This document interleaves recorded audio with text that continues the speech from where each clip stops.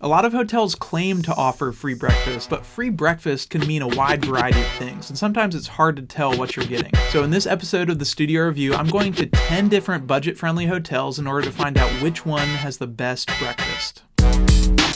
At each of the hotels I go to, I'll be taking detailed notes about what they have to offer because variety of breakfast offerings will play a large part in how each hotel performs. On top of that, I'll give each hotel a rating based on quality and availability of healthy options, which will both be weighted because it wouldn't make sense for a hotel with a ton of bad food to outperform a hotel with a smaller selection of food that's healthier or tastes better. And then at the very end, I'll see how the total scores compare to the average price of a one-night stay at each hotel because I'm not just concerned with which one is the best overall, like it makes sense that the more expensive hotels will have better breakfasts. What I want to find out is which one is the best deal, the best breakfast for the lowest price. All right, first up, Best Western.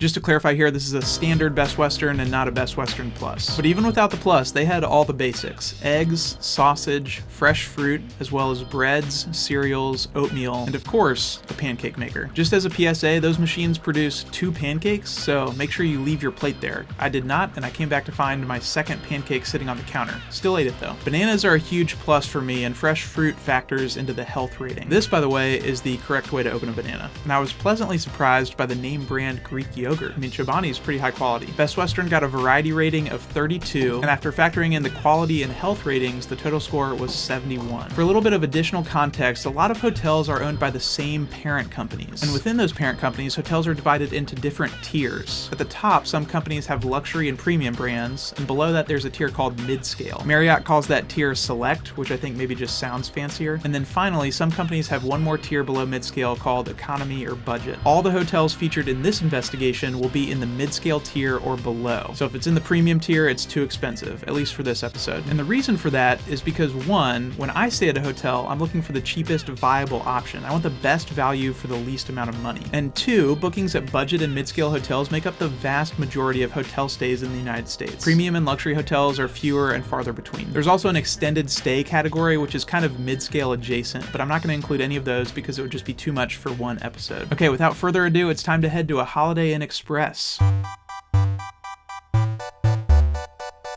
Just to reiterate, this is a Holiday Inn Express and not a Holiday Inn. Those are 2 different things. By way of fresh fruit, they just had apples, but for their eggs, they had scrambled eggs, mini veggie omelets made with egg whites, and hard-boiled eggs, so a triple threat. They also had bacon and turkey sausage, really going above and beyond so far. I didn't even notice this my first time through, but they also had cinnamon rolls, which I was not expecting. Once again, seeing some name brand Greek yogurt with oikos in the fridge, and they too had a pancake machine, this time with some fun extra toppings. Their juice machine featured more options than Best Westerns, and their coffee bar got an extra point for having flavored creamers. There was salt and pepper on the table, which is a nice touch, but it doesn't earn them any extra points. I also appreciate a good name brand hot sauce like Texas Pete. Holiday Inn Express got a variety rating of 38 and a total score of 89. That's good for first place so far, and I'll come back and update this list after every hotel. But just as a friendly reminder, at the end we'll cross-reference these ratings with the price. My official recommendation isn't necessarily going to be the one with the highest score. It'll be the one that's the best value. All right, next up is True by Hilton.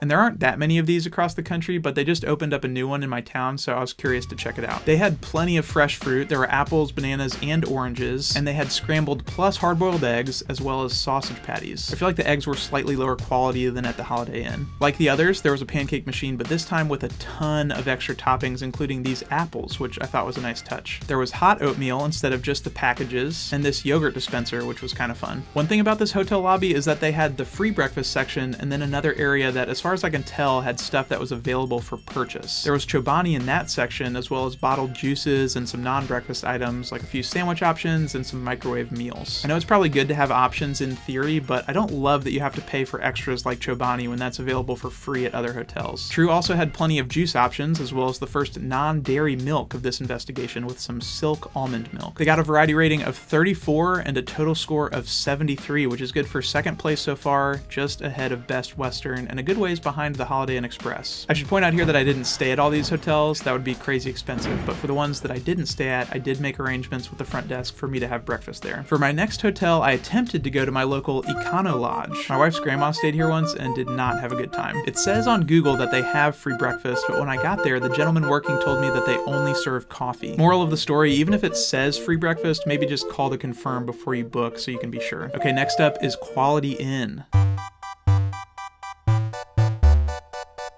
This was a much smaller buffet than the previous 3 hotels. Like, the whole thing fit in a little corner of the lobby. They had fruit, and by fruit I mean apples, but no eggs or breakfast meat. There were plenty of cereal options in single-serve cups, and they had these little microwave breakfast sandwiches which had pancakes instead of bread, kind of like a little off-brand McGriddle. I had some trouble getting the timer on the waffle maker to work, although that might have been user error. There was a sign that said you must be 16 years old to operate the waffle maker, so if you're a teenager and you're watching this, as soon as you turn 16 and get your license, the first thing you want to do after that is drive straight to the closest Quality Inn and just go wild. I was pleasantly surprised to find that they had Nutella, which I ended up putting on my waffle, and it was delightful. Quality Inn got a variety rating of 17 and a total score of 32. So that puts it in last place so far, but I'd say that it was like slightly below average as far as hotel breakfasts go. It's tough when you get an average or less than average start to your day, because after all, breakfast is one of the top 3 most important meals of the day, and a lot of us are out here skipping it. But Factor, who's the sponsor of this episode, can help with that. Because with Factor, all you need is 2 minutes and you'll have a hot breakfast ready to eat with no prep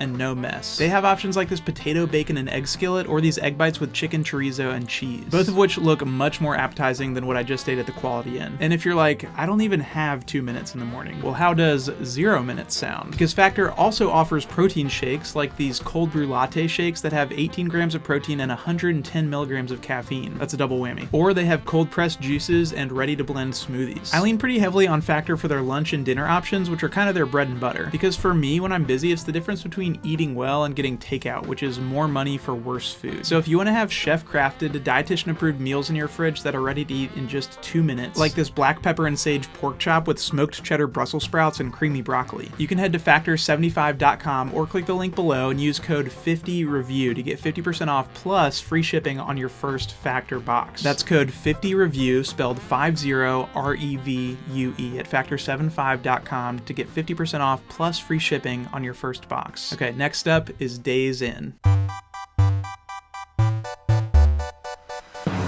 I know what you're thinking. This place looks super sketchy. This building out front used to be an Aunt Sarah's pancake house, and then it was a Mexican restaurant, and then after that, it was just the front desk for the hotel. Now I'm pretty sure it's abandoned. I actually stayed at this hotel like 3 years ago before we moved to Lexington, and at the time, they said they had free breakfast, which was part of why I chose to stay there, and they definitely didn't. They kind of pulled an Econo Lodge on me. From the most recent reviews, it looks like things have changed though, so that's good news. To get to the breakfast room from the front desk, you have to go up a flight of stairs, through the room with the ice maker, and then come around the back. I dropped my breakfast voucher in the basket even though no one was there because I'm a rule follower. At first glance, it seemed like fairly similar offerings to the Quality Inn. No eggs or meat, but they did have a waffle maker. 2 waffle makers, actually. And I took note of the fact that you could choose either 1 large waffle or 4 small waffles. After I'd poured my batter in, I realized I'd forgotten to spray it first. Oops. The timer did start on this one, so maybe it wasn't user error after all at the Quality Inn. There was a sign here that said the waffle machine is for making waffles only. And you have to wonder, like, what happened for them to have to put that sign up? There wasn't any fresh fruit, but they did have donuts, so same.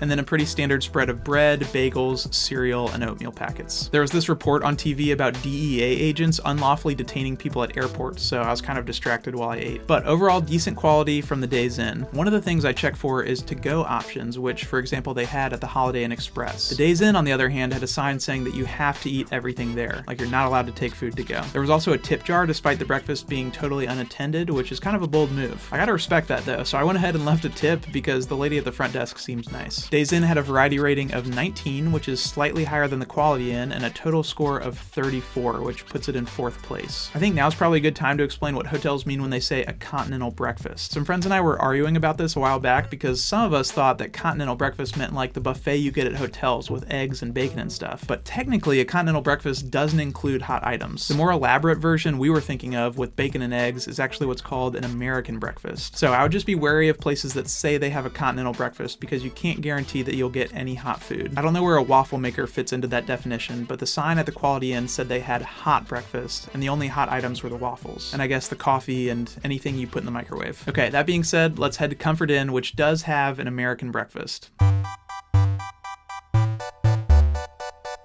This location was a Comfort Inn and Suites, and you might also see just Comfort Inns or just Comfort Suites. I don't think much changes about the breakfast between those variations, mostly just the type of room. For breakfast, they had scrambled and hard-boiled eggs and sausage links instead of patties. In terms of fruit, just apples, and I'm guessing that's a pattern because apples last longer than other fruits. For this waffle maker, they had an additional flavor available, which counts for an extra point on their variety rating. You could do a regular or a blueberry waffle mix if you wanted. There were a decent number of toppings for your oatmeal, or I guess your yogurt or whatever you wanted to put them on, and then a pretty standard spread of breads and cereals. They did have 4 different varieties of muffins though, which was impressive. I feel like this was a really solid performance, but not going to top the charts. Variety rating of 28 and a total score of 61, which is good for a new 4th place. And next up is the Red Roof Inn.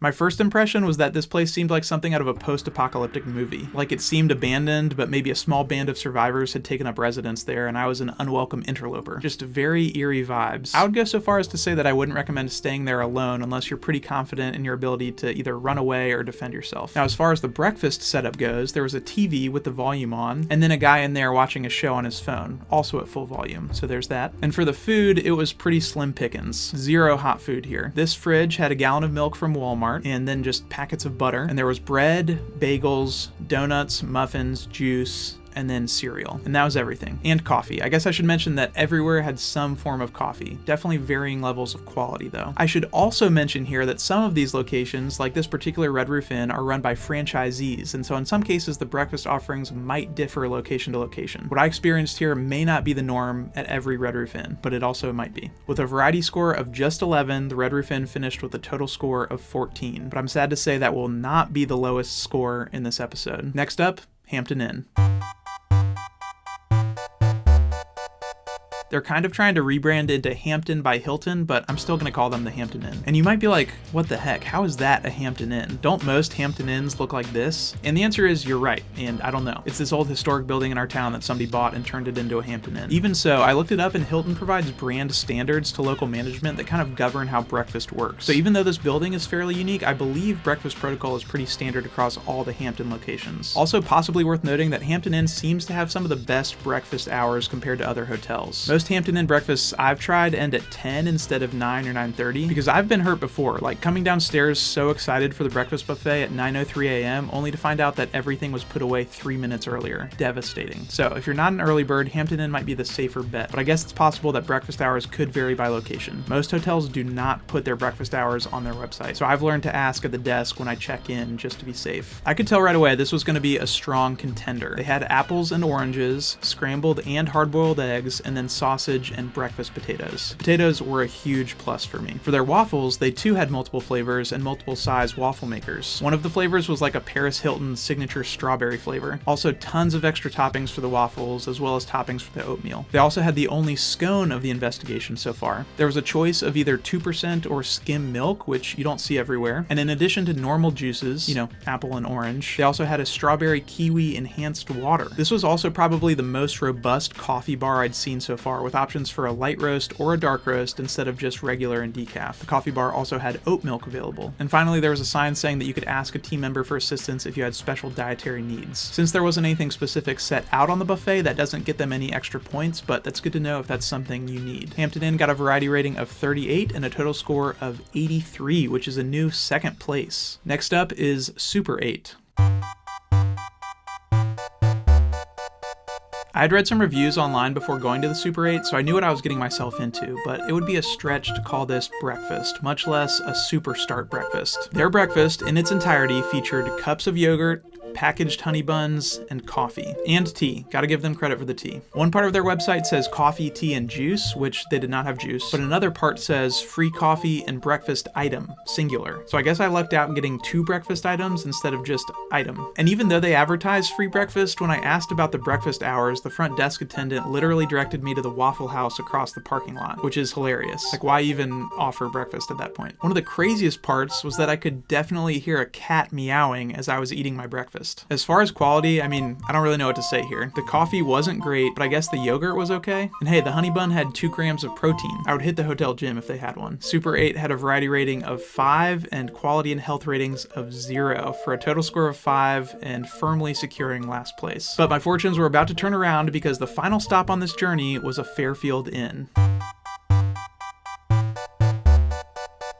This one I was excited about, and it did not disappoint. Scrambled and hard-boiled eggs, turkey sausage, and diced potatoes. Again, psyched about the potatoes. Not quite as good as the ones at the Hampton Inn, but still solid. I was slightly bummed at how soupy the eggs were, just not a great consistency. But check this out, in terms of fruit, they had apples, bananas, blueberries, and strawberries, which were part of this elaborate toppings bar for your oatmeal. They also had a second waffle flavor. Theirs was cinnamon roll, which I decided to try, and it was actually pretty good. And just so many syrups. And like the Quality Inn, they also had Nutella. Other things that stood out were shredded cheese and salsa, multiple options for name brand hot sauces, and an entire gluten-free section. And they went all out on that, not just like one dry packaged item, but bread, a dedicated toaster, bagels, muffins, and gluten-free waffle mix with a dedicated waffle maker. And if you're gluten-free, you know how big of a deal this is. Okay, before I tell you how the Fairfield Inn did and which breakfast gives you the best bang for your buck, I have a tiny favor to ask. It's no secret that this show, the Studio Review, was heavily inspired by late night talk shows. And one day I'd love to be at that level of production and entertainment value. And if you look at the YouTube channels of the biggest late night talk shows that are currently on TV, most of them have millions and millions of subscribers. But, and this is crazy, if I'm able to pass After Midnight with Taylor Tomlinson, I'll actually be able to crack the top 10. So if you're not already subscribed, it would mean a lot if you'd hit that subscribe button and help me slowly but surely climb the ranks. Alright, Fairfield had an impressive variety rating of 50 and a total score of 101, which puts them in first place. So here's what those rankings look like based purely on score, but here's what they would look like on a scatter plot with the average nightly price factored in, which I think is way more helpful. So immediately you can tell there's a general trend in the upward direction, but you can also see it start to taper off here, like some diminishing marginal returns, meaning you can pay more and more money, but the breakfast can only improve by so much. There's a small gap here, and that's when you start having pancakes or waffles. Anything below that is definitely continental. That difference I feel like is significant, but not as significant as this bigger gap here. And that's where you start having hot foods like eggs and sausage. And now you're fully leaving continental breakfast territory. And for me personally, I think that's where I'd draw the line for my recommendations for these breakfasts. I also feel like for correlated reasons, this gap also represents a difference in the feel of a hotel. I've had some bad experiences while traveling, not at these specific locations, but like at a Days Inn in Georgia where the toilet didn't flush, or a Quality Inn in Ohio where the room just smelled terrible. And the breakfast was honestly similar at those places to what I got at the Super 8 in this video. But I'd say that on the other side of this divide, the rooms are much cleaner, things generally feel newer or even safer. Like, small tangent here, if you search the name of each of these hotels on the news tab of Google, the vast majority of results will be about crimes and fires. But if you search the names of these hotels, you find articles about changes in ownership, new openings, and the occasional crime. I found that to be super interesting considering I got that data purely from the quality of their breakfast. And that's definitely correlation and not causation. Like, what I'm not saying is that that's the fault of the people who stay here out of necessity. As I've mentioned, I've personally frequented a bunch of hotels on this side of the divide. Am I saying that having a bad breakfast drives people to do crimes?